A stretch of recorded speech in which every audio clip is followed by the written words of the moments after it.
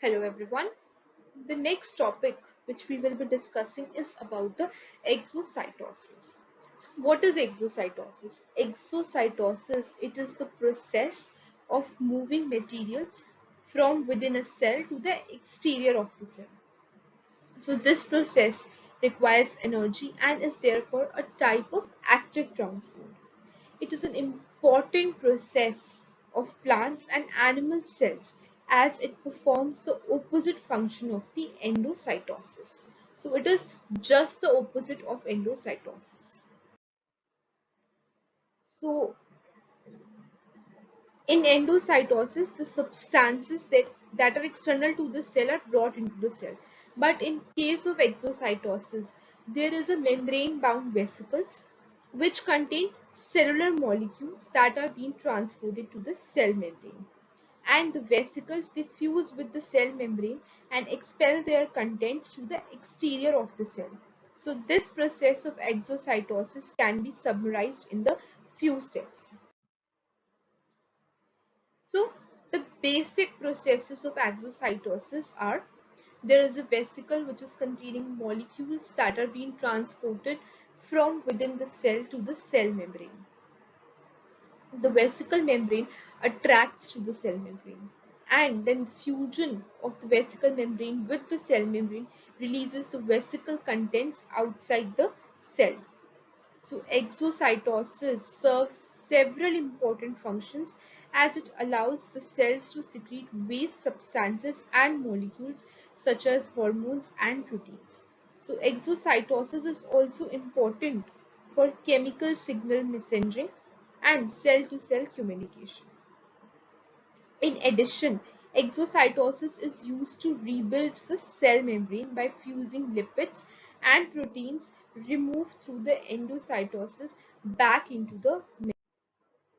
Now comes the types of exocytosis. So there are three common pathways of exocytosis. One is the constitutive exocytosis, second is the regulated exocytosis, and third is the lysosomes. So these three common pathways are there. So one common pathway, we will talk about each of these in detail. So first is the constitutive exocytosis, which involves the regular secretion of the molecules. This action is performed by all the cells. Constitutive exocytosis functions to deliver the membrane proteins and lipids to the cell surface and to expel substances to the cell's exterior. Regulated exocytosis, it relies on the presence of extracellular signals for the expulsion of the materials within the vesicles. And regulated exocytosis occurs commonly in secretory cells and not in all cell types. So secretory cell stores products such as hormones, neurotransmitters, and digestive enzymes that are released only when triggered by the extracellular signals. Secretory vesicles are not incorporated into the cell membrane, but they fuse only long enough to release their contents. So once the delivery has been made, the vesicles reform and they return to the cytoplasm. And the third pathway for exocytosis in cells involves the fusion of the vesicles with the lysosomes. So these organelles contain acid hydrolase enzyme that break down the waste material, microbes, and cellular debris. So lysosomes carry their digested material to the cell membrane where they fuse with the membrane and they release their cellular contents, or they release their contents into the extracellular matrix. The next is only about the steps which are being shown here.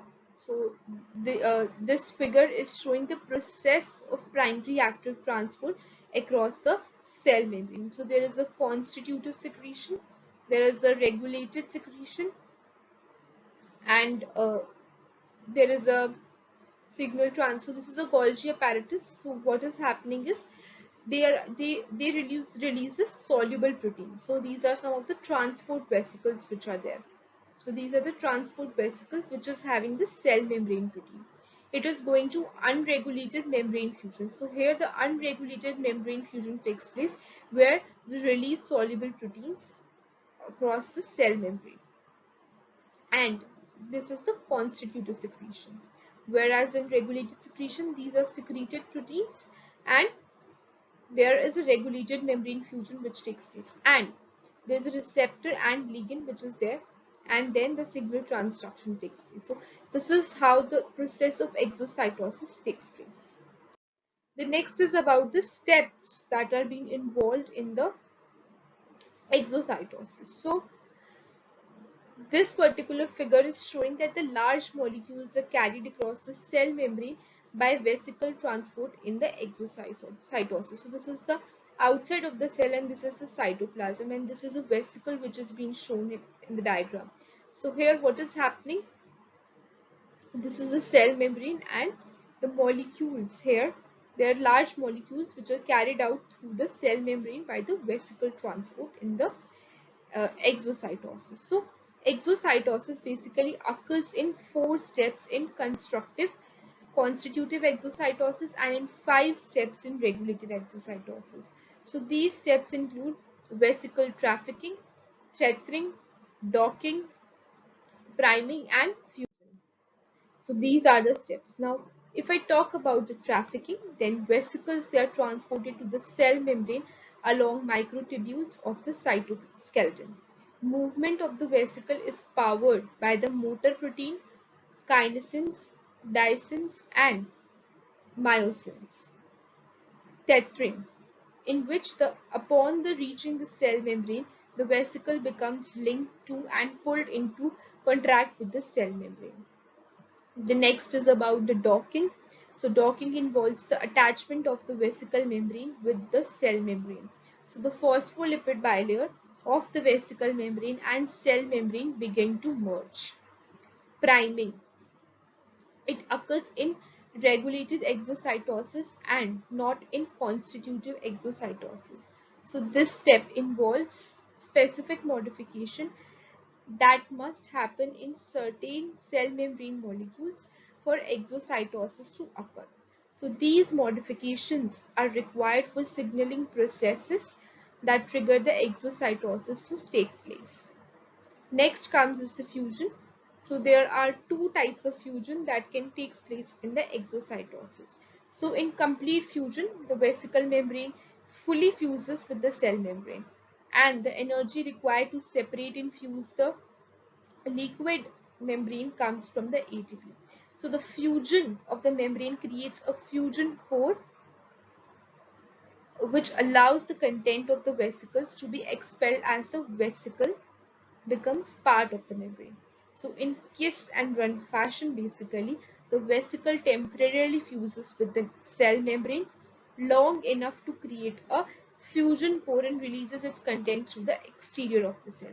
So the vesicle then pulls away the cell membrane and reforms before returning to the interior of the cell. So these are some of the steps that are being required in the process of the exocytosis. The next is about the exocytosis which takes place in pancreas. So this particular figure is showing that the pancreas releases the glucagon by exocytosis. When blood glucose level fall too low, glucagon causes the liver to convert stored glycogen into the glucose, which is released into the bloodstream. So exocytosis is used by a number of cells in the body as a means of transporting the proteins and for cell-to-cell communication.